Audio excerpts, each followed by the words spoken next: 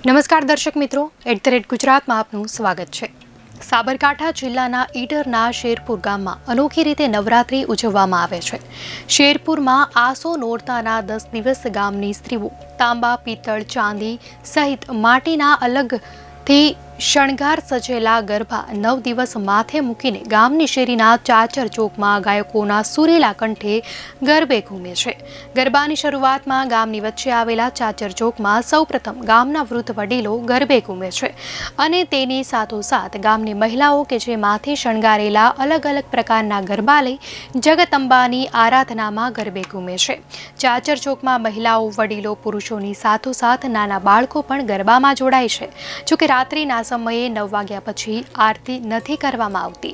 જોકે સૌપ્રથમ ગરબાની રમઝટ જામતી હોય છે, ત્યારબાદ 11 થી 11:30 વાગ્યાની વચ્ચે માતાજીની આરતીનો ચડાવો બોલવામાં આવે છે અને ત્યારબાદ સૌ લોકો સાથે મળી મા જગદંબાની આરાધનાની આરતીમાં જોડાય છે અને સમગ્ર ગામ ભક્તિમય માહોલમાં લીન બની જાય છે। તો નવરાત્રિ દરમિયાન લોકો માતાજીના વિવિધ સ્વરૂપોનું પૂજન અર્ચન કરે છે। આ ઉપરાંત ઘણા માઈ ભક્તો નવરાત્રિમાં ઉપવાસ કે એકટાણા કરી શક્તિની આરાધના કરતા હોય છે।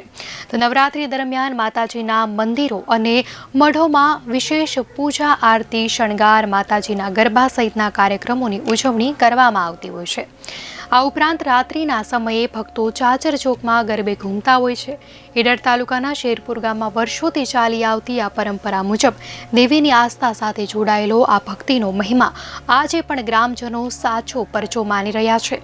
ગ્રામજનોનું માનવું છે કે ગામની સીમમાંથી પસાર થતી ઘઉંવાવ નદી કિનારે આવેલું અંગાર શ્રી માતાજીનું મંદિર અતિ પ્રાચીન છે અને માન્યતા અનુસાર આજે પણ ગામની યુવતીઓ અને મહિલાઓ માનેલી માનતા મુજબ આસો નોરતામાં ઘરેથી નીકળે ત્યારે તેને માથે લઈ ચાચર ચોકમાં આવે છે।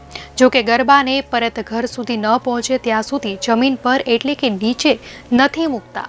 આ એક ગામની અનોખી ખાસિયત છે કે તેમાં 9 દિવસ સુધી સ્ત્રીઓ માનેલી માનતા મુજબ માથે ગરબા લઈ ચાચર ચોકમાં ગરબે ઘૂમે છે। ત્યારે આસો નોરતાના છેલ્લા નોરતે ગામના યુવાનો આ ગરબાને વળાવવા માટે નદી કિનારે આવેલ અગાસી માતાના મંદિરે જાય છે। નવરાત્રિના દિવસો અગાઉ ધરતી પર ઘણી આફતો આવતી હોય છે। વરસાદને કારણે ચેપી રોગ ફાટી નીકળે અથવા તો મોંઘવારી વધે, કોઈ જગ્યાએ અતિવૃષ્ટિ થાય તો કોઈ જગ્યાએ અનાવૃષ્ટિ થાય। આ કુદરતી આફતો શ્રાવણ, ભાદરવો અને આસો મહિના દરમિયાન વધુ જોવા મળે છે। તેથી આ તમામ તકલીફોને દૂર કરવા માટે 9 દિવસ સુધી માતાજીના ઉપવાસ કરવામાં આવતા હોવાની પણ લોક વાયકાઓ છે।